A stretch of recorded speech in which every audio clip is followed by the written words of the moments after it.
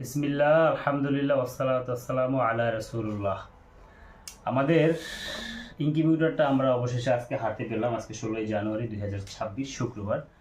আমাদের পাহাড়ি ডিমগুলো আমরা হাতে পেয়েছি। এখন আমরা আজকে প্রথম আমরা ইনকিউবেটর দিয়ে ডিম ফুটাবো। সেই অভিজ্ঞতা আমাদের আগে নাই।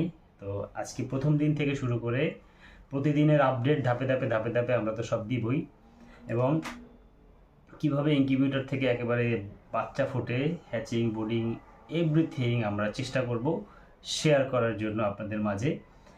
এবং আজকে প্রথম দিন যেহেতু আমরা এটাকে প্রথমে বসানোর আগে জীবাণুনাশক করতে হবে, অর্থাৎ জীবাণুগুলো মেরে তারপরে আমাদের কি করতে হবে, তারপরে এটা আমরা স্টার্ট দিয়ে রাখবো 3 ঘন্টা।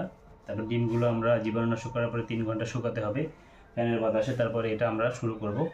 তো আলহামদুলিল্লাহ আমরা এখন শুরু করতেছি এবং এই আপডেটগুলো কন্টিনিউ আপনাদের মাঝে আমরা শেয়ার করব আমাদের অভিজ্ঞতা, এবং আমরা শেখার জন্যই মূলত এটা করতেছি।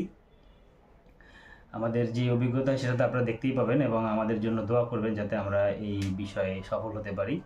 এবং এই পাহাড়ি মুরগিগুলো আজকে ডিম আমার হাতে, একটা সময় যদি এটা আমরা বাচ্চা ফুটাতে পারি, অনেক বড় হয়, তখন আমাদের কাছে অনেক ভালো লাগবে। আসলে আমার বাসায় এর আগেও দেখেছেন মুরগি ছিল, কোয়েল পাখি, কবুতর, অনেক কিছু ছিল।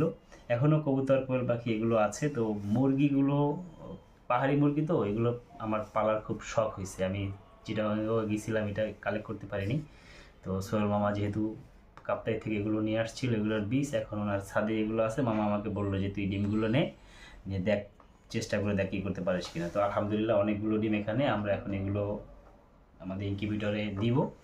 দেওয়ার পরে আমরা প্রসেসটা শুরু করে দিই আলহামদুলিল্লাহ। তারপরে প্রতিদিন আমরা আপডেট দিব, এখন কি অবস্থায় কি থাকলো না থাকলো সেগুলো তো দেখতেই পারবেন। তো প্রথম ভিডিও এটা আমাদের পেজের অ্যান্ড চ্যানেলের। তো আপডেটগুলো পেতে থাকবেন ইনশাল্লাহ। আমাদের জন্য শুভকামনা রাখবেন। Thank you very much.